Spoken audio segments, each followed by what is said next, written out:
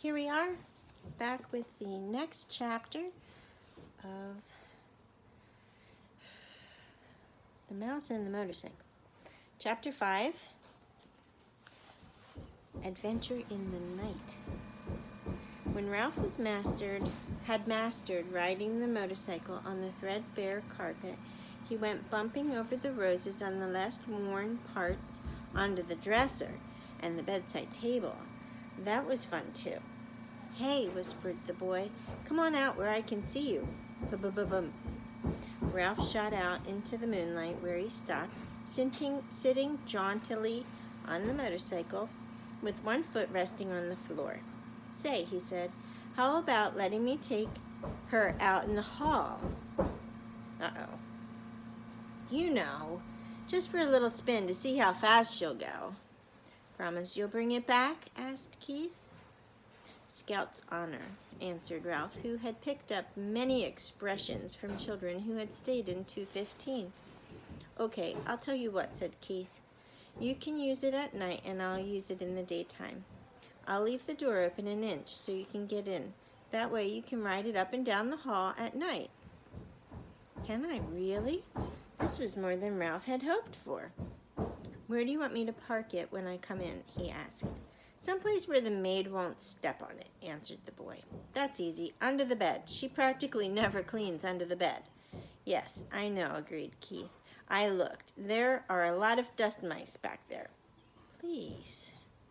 Ralph was pained. "Oh, sorry," said the boy. "That's what my mother calls bunches of dusty fluff under the bed. We call them dust bunnies." "My mother doesn't," said Ralph. "Now how about opening the door?" The boy put his hand on the doorknob. "You won't let anything happen to my motorcycle, will you?" he asked. "You know I wouldn't let anything happen to a beauty like this," said Ralph. "See that you don't. And don't stay out too late." The boy opened the door and permitted Ralph to put out into the dim light of the hall. Ralph had a scary feeling that he was on the threshold of adventure. There were no beds or chairs for him to dart under in case of danger. The floor creaked. Someone was snoring in room 214 across the hall. Outside in the pines, an owl hooted, sending prickles up Ralph's spine. Ooh, look at this.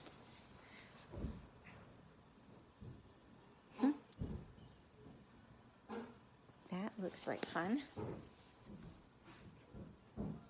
Ralph controlled the trembling of his paws while he hesitated outside the door to consider the possibilities of the hall, which was carpeted down the center, leaving two smooth highways of bare floor on either side along the baseboards. It did not take Ralph long to decide what to do. He picked up his tail, took a deep breath, bent low over the handlebars, flattened his ears, and sped down the straightaway as fast as the motorcycle would go. He could feel his whiskers swept back by the force of the speed. It was glorious. Ralph had never ventured so far from home before. The old wooden hotel, cooling in the night air, snapped and creaked, but Ralph was brave. He was riding a motorcycle.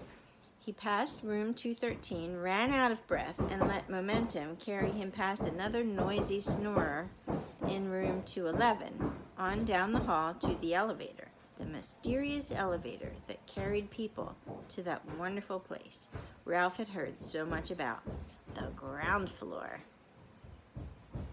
When Ralph came to the stairs, he stopped to look down, knowing it was impossible to ride a motorcycle downstairs, and at the same time wishing he could see for himself the wonders that lay below. He sniffed the air, and it seemed to him that he could smell the strange foods he had heard about. Cinnamon buns with sticky frosting, turkey stuffing, and pancakes with maple syrup.